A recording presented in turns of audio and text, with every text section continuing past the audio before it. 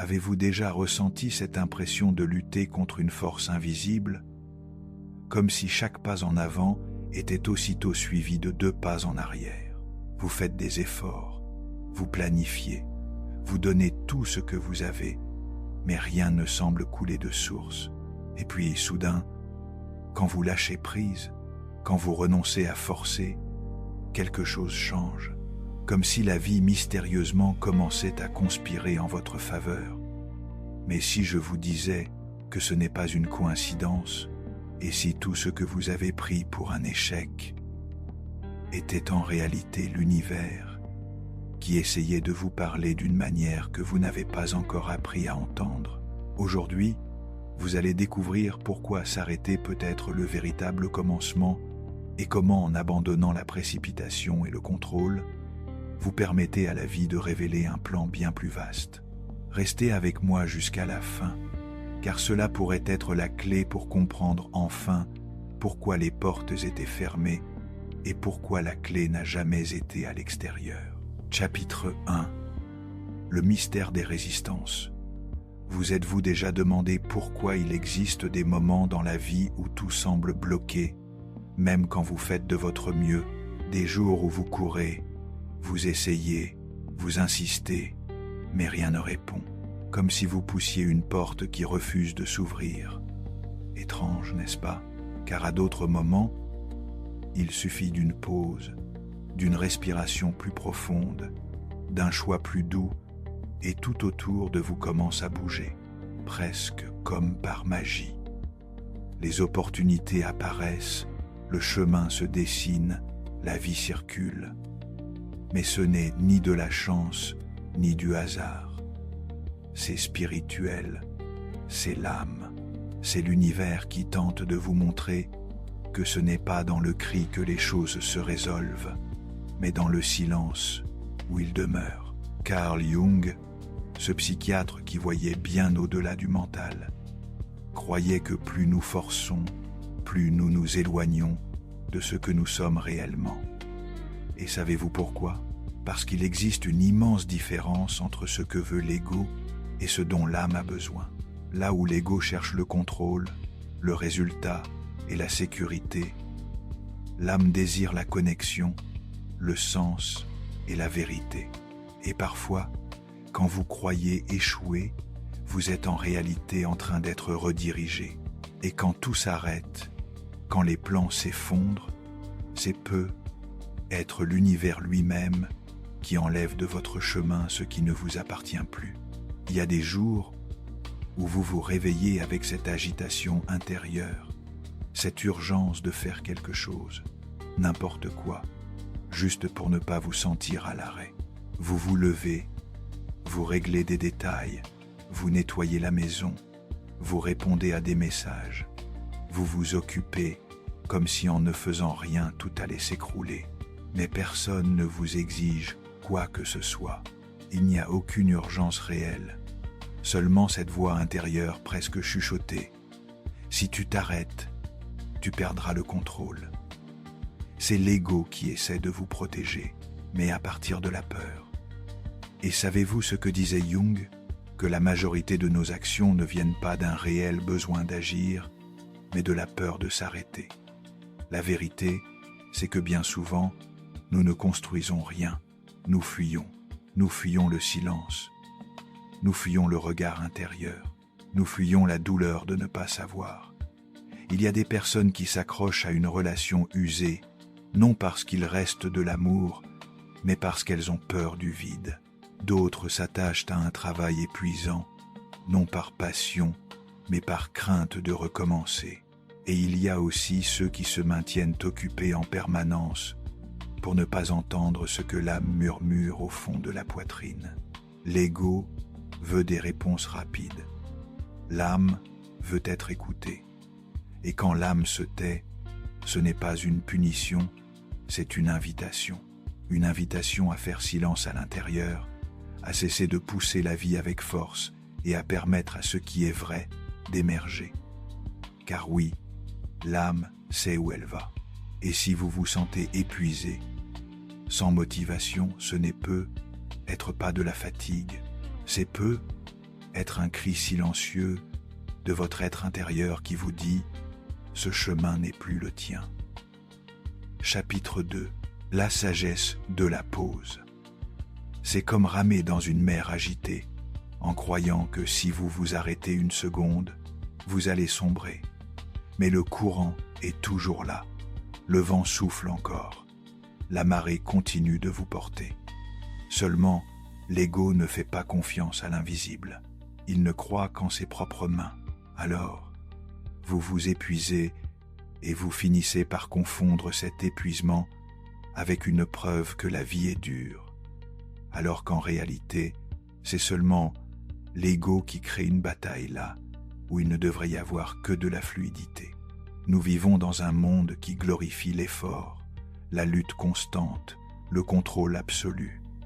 Mais l'univers agit selon un autre rythme. Il se manifeste dans la subtilité, le juste moment, les pauses. Quand vous vous déconnectez de votre âme, vous commencez à croire que c'est à vous de tout porter. Mais quand vous apprenez à lâcher prise, vous réalisez que vous n'avez jamais été seul et qu'il existe quelque chose de plus grand qui guide vos pas, même lorsque tout semble immobile. Vous connaissez cette sensation où tout a perdu sa saveur. Ce qui vous passionnait autrefois ne vous dit plus rien. Vous essayez de vous motiver, de retrouver l'élan, mais c'est comme si quelque chose en vous s'était éteint. Jung appelait cela le retrait de l'énergie vitale. Quand l'âme se retire d'une direction, elle vous invite en réalité vers une autre. Mais nous nous accrochons, n'est-ce pas? Nous insistons. Et la fatigue ne fait qu'augmenter, non pas parce que nous faisons trop, mais parce que nous persistons dans ce qui n'a plus de sens. L'âme parle doucement. Elle s'exprime par l'intuition, l'inconfort, la perte d'intérêt, les rêves qui n'enthousiasment plus. Et si vous forcez trop, vous finissez par devenir sourd à ces signes. C'est pourquoi, lorsque tout ralentit, lorsque la motivation disparaît, ce n'est peut être pas un échec. C'est peut être le début d'une transition. Et toute transition commence par un vide, comme si l'âme devait retirer ce qui ne sert plus pour faire de la place au nouveau. Alors, vous commencez à percevoir de petites indications, une pensée qui surgit sans raison, une idée qui touche le cœur, un nouvel élan qui auparavant n'avait aucun sens mais qui commence maintenant à briller. C'est l'univers qui souffle des directions. Mais si vous êtes trop occupé à essayer de redevenir ce que vous étiez, vous passerez à côté de ce qui vous est offert maintenant. Vous manquerez l'opportunité de vous réaligner. Le manque de motivation, l'ennui, l'agitation, l'insomnie, tout cela sont des symptômes, des signes que l'âme tente de vous dire quelque chose. Mais nous avons appris à appeler ces signaux de la faiblesse. Et plus nous les ignorons, plus ils crient. Jung disait « Ce que vous n'écoutez pas par l'intuition, l'inconscient le transforme en émotion. Ce que vous n'écoutez pas par l'émotion devient instabilité. Et ce que vous refusez encore d'entendre finit par devenir effondrement. Non comme une punition, mais comme une forme de réalignement. » Chapitre 3. L'effondrement comme renaissance. Vous connaissez cette phase où tout semble s'effondrer en même temps? Une relation se termine, le travail s'écroule, les projets échouent, le corps tombe malade. On a l'impression que le monde vous punit. Mais en réalité, c'est peu être l'univers qui démonte tout ce qui ne vous sert plus, parce qu'il y a des structures que vous n'auriez jamais eu le courage d'abandonner seul. Alors lui, dans son infinie patience, démantèle avec amour ce que vous avez construit par peur. L'âme ne voit pas la perte comme l'ego la voit. Elle y voit une libération. Et quand vous commencez à comprendre cela, vous apprenez à accueillir l'effondrement comme un nouveau commencement. Une forêt a besoin de brûler pour que de nouvelles graines puissent germer. Et la vie fait la même chose avec vous. Elle brûle l'ancien pour laisser place à ce qui est vrai. Si vous traversez un moment où tout semble avoir perdu son sens, c'est peut être précisément là que la prochaine phase commence. Mais vous devez arrêter de forcer. Vous devez laisser l'univers guider. Car ce qui est à vous s'écoulera naturellement, et ce qui ne l'est pas deviendra lourd jusqu'à ce que vous lâchiez prise. Et c'est à ce point du chemin que quelque chose commence à se transformer en vous. Peu à peu, vous comprenez que le chemin n'a jamais été une question de faire plus, de courir davantage ou de tout contrôler. Le véritable chemin est celui de l'alignement. C'est se rappeler qu'il existe une intelligence plus grande à l'œuvre en coulisses, ajustant chaque détail avec une précision qu'aucune logique humaine ne pourrait comprendre. Et savez-vous ce qu'il y a de plus surprenant? Plus vous ralentissez, plus vous faites taire le bruit extérieur, plus vous commencez à entendre ce qui compte vraiment, entendre la bonne direction, entendre ce que votre âme essaie de vous dire depuis si longtemps et que vous n'avez que maintenant le courage d'écouter. Parce qu'au fond, tout ce que vous essayez d'éviter, le silence, la pause, l'incertitude, était précisément l'espace dont l'univers avait besoin pour vous parler. Pas avec des mots, mais avec des signes, avec des synchronicités, avec cette paix qui surgit de nulle part au cœur du chaos et qui vous murmure. Même si tout semble hors de place, vous êtes exactement là où vous devez être. Chapitre 4. Quand la vie répond, et alors la vie change. Sans que vous ayez besoin de crier, elle commence à répondre. Sans que vous ayez besoin de pousser, les portes commencent à s'ouvrir. Les bonnes portes se déverrouillent sans effort. Les bonnes personnes apparaissent comme si elles avaient été envoyées. Les invitations, les rencontres, les idées, tout commence à prendre sens, non pas parce que vous avez couru après, mais parce que vous avez cessé de fuir vous-même.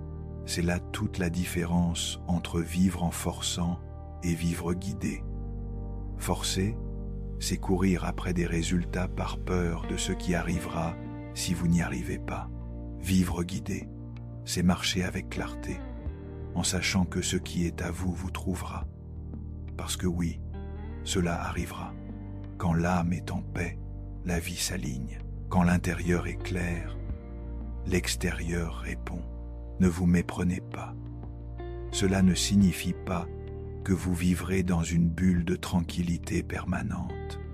Cela signifie que même dans les jours difficiles, vous ne vous perdrez plus parce que vous savez qui guide. Vous faites confiance. Et quand vous faites confiance, vous vivez. Vous ne survivez plus. Vous vivez avec intention, avec présence, avec légèreté. C'est à ce moment que beaucoup commencent à se souvenir de ce qui compte vraiment. Ils recommencent à rêver, à aimer, à respirer profondément. Ils réalisent que la vie n'est pas une question de contrôle, mais de communion. Communion avec ce qui est plus grand, avec l'invisible, avec ce qui palpite en vous et que beaucoup appellent l'univers. Et quand vous remettez, quand vous dites « Je ne sais pas ce qui vient, mais je suis prête à faire confiance », la vie vous surprend, parce que la véritable reddition n'est pas un abandon. C'est une confiance active, une foi en mouvement, une certitude silencieuse que tout ce qui se passe maintenant n'est pas aléatoire mais intentionnel, même si vous ne le comprenez pas encore. Et savez-vous ce qui arrive quand vous vous alignez vraiment? La paix s'installe. Pas une paix superficielle liée à un moment calme, mais une paix profonde. Celle de quelqu'un qui sait qu'il est sur le bon courant.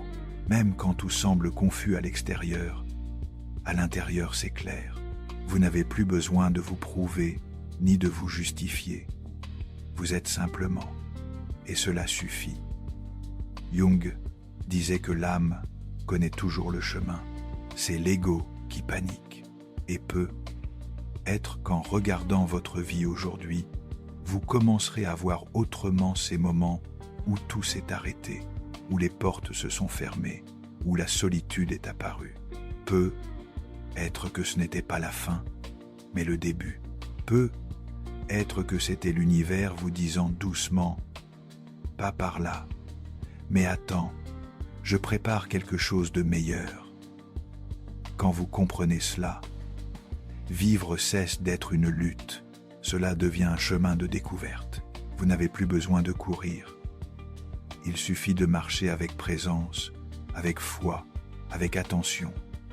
Car lorsque l'âme est présente, même le pas le plus simple devient sacré, et le silence cesse d'effrayer. Il devient temple, il devient guide. Chapitre 5. La transformation du temps. Lorsque vous commencez à vivre guidé par cette écoute intérieure, tout change de place. Le temps cesse d'être un ennemi qui court contre vous et devient un allié silencieux. Vous comprenez que ce qui semblait être un retard était en réalité une protection, que ce qui n'a pas fonctionné était une délivrance, que ce qui s'est défait ouvrait un espace nouveau. La vie ne cherche pas à vous punir, elle cherche à vous aligner, mais pour cela, elle a besoin que vous cessiez de résister, et c'est là que beaucoup prennent peur, parce que s'arrêter semble mal. On nous a appris que s'arrêter est synonyme d'échec, de paresse, de faiblesse. Mais si en réalité s'arrêter était un acte de courage, le courage de ne plus pousser une porte qui ne s'ouvre pas, le courage de reconnaître que le corps est fatigué, que l'esprit est saturé, que l'âme ne vibre plus pour cela. S'arrêter parfois est le mouvement le plus sage que l'on puisse faire. Mais le monde extérieur ne comprend pas ce genre de pause. Il exige la vitesse, il impose la performance. Et c'est pour cela que beaucoup continuent à suivre des chemins qui sont déjà morts à l'intérieur, par peur de paraître faible, par peur de ne pas être compris, par peur de se sentir perdu. Mais se perdre est parfois la seule façon de trouver une nouvelle direction. Jung disait que l'âme commence à se retirer lorsque le chemin n'est plus le sien, et elle le fait doucement, comme quelqu'un qui respecte votre rythme. D'abord vient une fatigue légère, puis le manque d'enthousiasme, ensuite l'ennui, la déconnexion, le vide. Et si malgré tout vous continuez à forcer, elle commence à utiliser le corps pour se faire entendre. L'insomnie apparaît, les douleurs s'installent, l'anxiété prend le dessus, non pour vous punir, mais pour tenter de vous réveiller, pour vous dire « Hé, tu n'as plus besoin d'être ici, ce chapitre est terminé. » Mais nous insistons parce que l'ego est têtu. Il veut garder le contrôle. Il veut tout comprendre tout de suite. Il exige des réponses avant d'oser faire le prochain pas. Mais l'âme ne fonctionne pas avec le contrôle. Elle fonctionne avec la confiance, avec le lâcher-prise, avec la synchronie. Chapitre 6. Le langage des synchronicités. Et vous commencez à le remarquer dans les détails, dans le livre qui apparaît sans raison, dans la phrase que quelqu'un prononce et qui vous touche profondément, dans la musique qui arrive au moment exact, dans la rencontre apparemment banale qui change votre cap. La synchronicité est le langage de l'âme. Et lorsqu'elle commence à se manifester souvent, c'est le signe que vous êtes sur le bon rythme. Non parce que vous avez tout bien fait, mais parce que vous avez cessé de forcer et commencé à écouter. Et l'écoute change tout. Elle ouvre les yeux du cœur, elle affine le sens de l'orientation, elle vous ramène à votre centre. L'âme ne crie jamais. Mais lorsqu'elle est entendue, la vie répond en écho. Les chemins s'ajustent, les bonnes personnes apparaissent, les portes s'ouvrent, parce que votre fréquence change. Vous sortez de la précipitation pour entrer dans la présence. Et la présence est magnétique. Elle attire ce qui est vrai. Elle repousse ce qui n'a plus lieu d'être. C'est là que se produisent la plupart des grandes transformations. Pas quand vous forcez, mais quand vous lâchez. Pas quand vous courez, mais quand vous vous arrêtez. Pas quand vous criez, mais quand vous écoutez. Et c'est cela qui distingue une vie poussée par l'anxiété d'une vie guidée par l'âme. L'une vous épuise, l'autre vous épanouit. Et c'est impressionnant de voir comment, en lâchant prise, ce qui est à vous commence à vous trouver. Vous n'avez plus besoin de vous prouver, ni de courir après l'amour, l'opportunité ou la réponse. Vous avez seulement besoin d'être entier, ouvert, disponible. Alors la vie fait le reste. Souvent, vous vous rendez compte que ce que vous aviez peur de lâcher était précisément ce qui vous emprisonnait le plus. Et en renonçant, vous ressentez de la légèreté, du soulagement, de la clarté. La douleur de la perte se transforme en libération. L'angoisse du contrôle devient paix, parce qu'il existe une paix que l'on ne trouve qu'après l'abandon. Une paix qui naît lorsque l'ego renonce à tout comprendre et que l'âme commence à faire confiance à l'invisible. Chapitre 7. L'art de l'alignement. La vie n'exige pas la perfection, elle demande l'alignement. Et l'alignement n'est pas rationnel, il est ressenti. Vous n'avez pas besoin d'expliquer, vous avez seulement besoin de sentir. Quand quelque chose vous ouvre, même sans savoir pourquoi, c'est qu'il y a de la vérité là, dedans. Quand quelque chose vous contracte, même si cela semble juste, c'est que votre âme n'habite plus cet espace. Et ce ressenti est une forme de sagesse que l'on n'apprend pas dans les livres. Il se construit dans le silence, dans le vide, dans la pause, car c'est seulement dans la pause que vous entendez ce que le bruit de la hâte recouvre. C'est seulement dans la pause que vous trouvez des réponses que la logique n'atteint pas. C'est seulement dans la pause que vous rencontrez l'univers.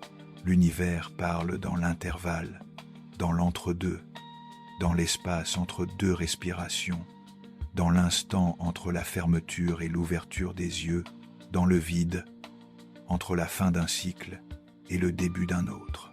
Et lorsque vous vous autorisez à rester dans cet intervalle, sans vous presser d'en sortir, quelque chose de très profond se produit. Vous ne vous sentez plus perdu, vous vous sentez en transition, et cette différence change tout. Être perdu est angoissant, mais être en transition est sacré. C'est comme être sculpté de l'intérieur. Vous ne savez pas encore ce qui est en train de naître, mais vous sentez que quelque chose se prépare. Et vous le sentez parce que cela ne fait plus mal comme avant. Cela ne pèse plus. Cela ne demande plus d'effort. C'est un inconfort paisible, si cela a du sens. Une douleur qui n'est plus souffrance, mais gestation. Quelque chose de nouveau est en train de se former. Et vous apprenez à faire confiance au processus. Cette confiance ne s'explique pas, elle se vit. Et lorsqu'elle arrive, vous cessez de courir après la paix parce que vous réalisez qu'elle était déjà en vous et que tout le bruit extérieur n'était qu'une distraction pour vous éloigner de vous-même.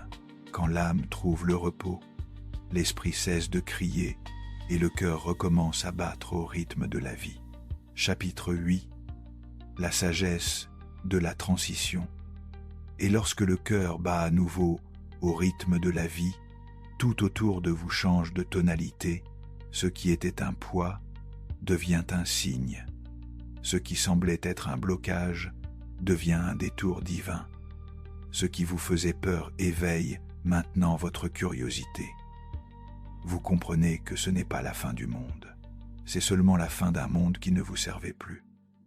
Et cette fin, aussi inconfortable soit-elle, est le sol fertile où le nouveau commence à germer. Beaucoup redoutent ce processus parce qu'on leur a appris à avancer par la peur. Depuis l'enfance, on nous a enseigné que s'arrêter est dangereux, que ralentir est un échec, que changer, c'est tout risquer. Mais personne ne dit que rester là, où votre âme n'habite plus, est un risque bien plus grand. Personne ne dit qu'ignorer l'appel intérieur coûte cher en énergie, en santé, en temps de vie. Le prix à payer pour demeurer là où votre âme n'est plus est trop élevé. Et un jour, le corps réclame, l'esprit crie, le vide consume. C'est pourquoi il est si important de développer cette écoute, cette sensibilité silencieuse qui naît lorsque vous commencez à respecter les signes. Et les signes ne viennent pas sous forme de réponses toutes faites. Ils ne prennent pas la forme de cartes détaillées, encore moins de garanties. Ils arrivent comme des murmures, comme de brefs éclats de vérité, comme une paix inexplicable qui vous envahit lorsque vous envisagez un nouveau chemin, même si tout autour de vous affirme que c'est de la folie. C'est là que vous commencez à vous libérer du sens commun, car ce qui fonctionne pour la majorité peut ne pas fonctionner pour vous. La route qui a réussi à quelqu'un peut être précisément celle qui vous épuise. Ce qui nourrit l'autre peut vous vider. Et ce qui paraît étrange aux yeux du monde peut être exactement ce que l'univers a préparé pour vous reconstruire. Et cette reconstruction commence de l'intérieur vers l'extérieur. Chapitre 9. Vivre avec la peur comme passagère. Lorsque vous lâchez le contrôle, la peur ne disparaît pas immédiatement, mais elle change de place. Elle cesse d'être au volant et devient passagère. Elle est encore là, mais elle ne décide plus de la direction. Désormais, c'est votre âme qui choisit, c'est votre vérité qui guide. Et c'est à ce moment-là que vous comprenez que vous n'avez pas besoin d'être sans peur pour avancer. Vous avez seulement besoin d'avancer malgré la peur, tant que vous marchez dans la bonne direction. Ce qui distingue un chemin forcé d'un chemin guidé, c'est que le premier épuise, le second nourrit. Le premier exige que vous prouviez sans cesse quelque chose. Le second vous demande simplement de faire confiance. Et lorsque vous commencez à faire confiance pour de vrai, même le temps change. Le temps intérieur, cette anxiété constante commence à diminuer. Cette urgence qui faisait tout paraître en retard cède peu à peu la place à une certitude douce. Si cela ne s'est pas encore produit, c'est que ce n'est pas le moment. Et c'est très bien ainsi. Le calme qui naît de la confiance est le premier signe que vous êtes aligné. Car l'âme ne se presse pas. Elle a son propre rythme et tout ce qui vient d'elle se déploie avec précision. Vous n'avez pas besoin de forcer une fleur à s'ouvrir. Elle fleurit au bon moment si le sol est fertile, s'il y a de la lumière, de l'attention, de l'espace. Et pour vous, c'est exactement la même chose. Alors, si quelque chose en vous demande de l'espace, une pause, du silence, ne l'ignorez pas. Ne croyez pas que c'est une faiblesse. Ne pensez pas que c'est un recul. Cela peut être exactement l'inverse. Cela peut être le début d'un réalignement profond. Cela peut être l'univers qui vous éloigne du bruit pour pouvoir vous parler. Cela peut être votre âme qui ouvre l'espace pour qu'une nouvelle version de vous puisse naître. Une version plus légère, plus consciente, plus vraie. Chapitre 10. Les stamps de préparation. Il y a des phases de la vie qui ne sont pas faites pour faire davantage. Elles sont faites pour faire moins, ou parfois pour ne rien faire du tout. Ce sont des temps de préparation, de retrait, de réalignement. Et c'est dans ces moments que vous commencez à voir les choses avec plus de clarté. Les poids que vous portiez par obligation, les liens que vous mainteniez par peur, les objectifs que vous poursuiviez sans vraiment savoir qui vous étiez. Soudain, tout devient plus léger parce que vous comprenez que vous n'avez plus besoin de continuer à faire semblant que cela a du sens. Ce moment de clarté est puissant parce qu'il ne vient pas d'une décision rationnelle. C'est une vérité qui émerge de l'intérieur, comme un réveil après un long sommeil. Et vous regardez votre propre vie avec compassion, sans jugement, en reconnaissant combien vous avez essayé, combien vous vous êtes perdu en voulant bien faire, combien vous avez porté par amour, par loyauté, par peur. Mais maintenant, il est temps de lâcher, de reconnaître que vous n'avez plus besoin de porter tout cela. Et lâcher n'est pas abandonner, ce n'est pas tourner le dos, c'est simplement cesser de porter ce qui a déjà accompli sa fonction. C'est remercier et continuer. c'est vous libérer et faire confiance, car la vie continue, et lorsque vous lâchez, le nouveau commence à arriver. Peut être lentement, peut être progressivement, mais il arrive. Il arrive avec d'autres couleurs, d'autres sons, d'autres sensations. Il arrive avec la paix. Il arrive avec la vérité. Jung disait qu'il n'y a pas de transformation sans inconfort. Et c'est vrai, le processus de renaître exige que l'ancienne peau se déchire. Il exige que les certitudes s'effondrent. Il exige que le contrôle glisse entre les mains. Mais en même temps, c'est dans cet espace ouvert que la lumière entre. C'est dans ce vide que le nouveau grandit. C'est dans ce silence que l'univers agit. Et peut être que si vous regardez attentivement, vous pouvez déjà percevoir les premiers signes de petites invitations de l'univers, trop subtiles pour être remarquées si vous courez, mais aussi claires que la lumière du soleil lorsque vous vous arrêtez et que vous respirez. Une conversation inattendue, une opportunité qui surgit de nulle part, un souvenir ancien qui revient avec un sens nouveau. Tout cela sont des touches de la vie, des indications que quelque chose est en train d'être orchestré pour vous guider avec plus de douceur. Chapitre 11. L'effort devient flux, car lorsque vous vous alignez, l'effort cesse d'être une poussée, il devient un flux. Fluer ne signifie pas vivre sans obstacle. Cela signifie traverser les défis avec la conscience que vous n'êtes pas seul, qu'il existe une force plus grande qui ouvre le chemin avec vous. Et quand vous ressentez cela, quelque chose en vous s'apaise. Vous n'avez plus besoin de courir. Vous n'avez plus besoin de prouver quoi que ce soit. Vous vivez simplement avec présence, avec sens, avec vérité. Et lorsque vous arrivez à ce point précis où tout en vous ralentit et s'aligne, quelque chose de bien plus profond commence à se produire.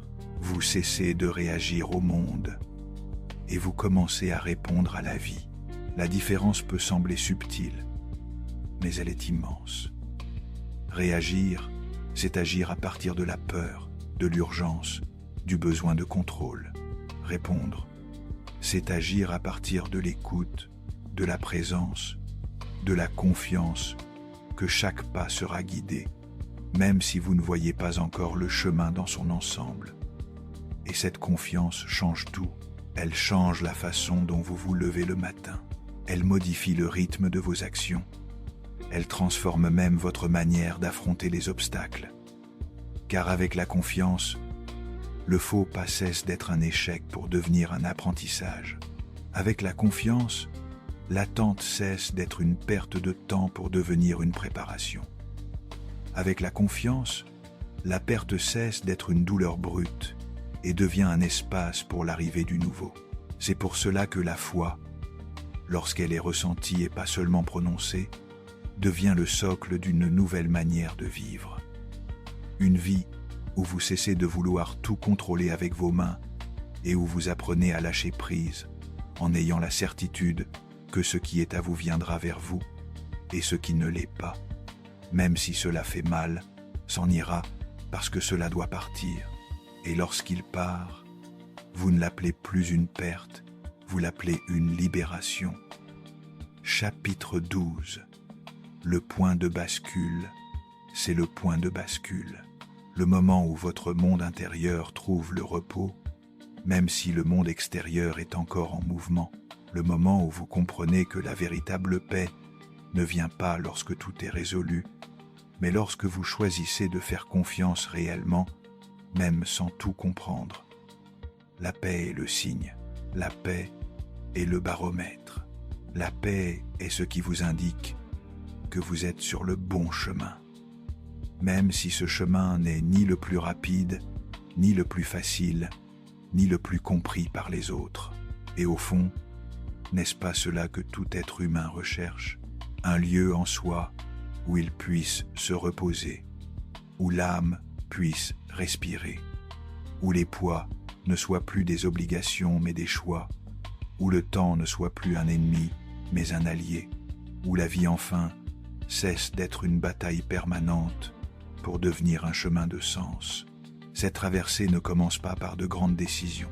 Elle commence dans le petit, dans le fait de s'arrêter quelques secondes pour écouter son cœur, dans le geste de ne pas se forcer lorsque tout en vous appelle à la pause, dans la reconnaissance sincère que vous n'avez plus rien à prouver.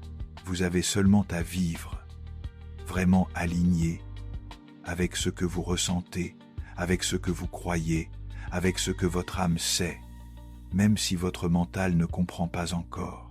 Et alors tout s'emboîte. Les portes qui étaient fermées s'ouvrent sans effort. Les chemins qui semblaient impossibles se révèlent. Les réponses que vous cherchiez vous trouvent, car lorsque vous cessez de courir après ce qui ne vous appartient pas, ce qui a été fait pour vous commence à vous rejoindre. C'est cela la beauté de l'alignement. C'est cela la légèreté d'une vie guidée de l'intérieur. C'est cela la sagesse de l'âme qui ne crie jamais, mais qui sait toujours. Et c'est par-dessus tout la signature de l'univers, qui n'agit pas dans la précipitation, mais dans la perfection, qui ne vous force pas, mais vous invite, qui ne vous punit pas, mais vous guide. Épilogue, la révélation du silence.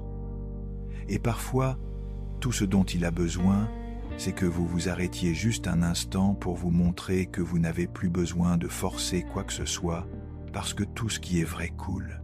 Regardez votre vie aujourd'hui avec des yeux nouveaux. Ces moments de pause forcée, ces périodes où rien ne semblait avancer, ces phases où vous vous sentiez déconnecté de tout, peut-être n'étaient-ils pas des échecs, mais des invitations à ralentir, à écouter, à faire confiance à quelque chose de plus grand que votre compréhension immédiate. Car au cœur de chaque être humain réside cette sagesse silencieuse qui connaît le chemin. Pas le chemin que l'ego dessine avec ses peurs et ses stratégies, mais le chemin que l'âme reconnaît par résonance, par paix, par cette joie tranquille qui surgit quand on cesse enfin de nager contre le courant. Vous n'êtes pas en retard. Vous n'avez rien raté. Vous êtes exactement là où vous devez être pour découvrir cette vérité fondamentale. La vie vous veut du bien, même quand elle vous arrête, même quand elle vous redirige, même quand elle démantèle ce que vous aviez construit par peur. Elle vous aime assez pour vous empêcher de gaspiller votre précieuse énergie sur des chemins qui ne sont plus les vôtres. Elle vous respecte assez pour attendre patiemment que vous soyez prêt à entendre sa voix douce au milieu du tumulte. Et aujourd'hui, dans ce moment présent, vous pouvez choisir. Choisir de faire confiance à ce processus mystérieux qui vous guide vers qui vous êtes vraiment. Choisir d'accueillir les pauses comme des bénédictions. Choisir de voir dans chaque fin un nouveau commencement. Respirez profondément. Sentez cette paix qui existe en vous, indépendamment des circonstances extérieures. Cette paix est votre boussole. Elle vous indiquera toujours la direction de votre vérité. Car la véritable sagesse ne consiste pas à tout contrôler, mais à danser avec la vie, à lui faire confiance même dans l'incertitude, à croire que chaque pas, même hésitant, vous mène exactement où vous devez aller. La prochaine fois que vous ressentirez cette envie de forcer, de pousser, de contrôler, souvenez-vous de ces mots. Tout ce qui est vrai coule. Et laissez la vie vous montrer sa magie, une synchronicité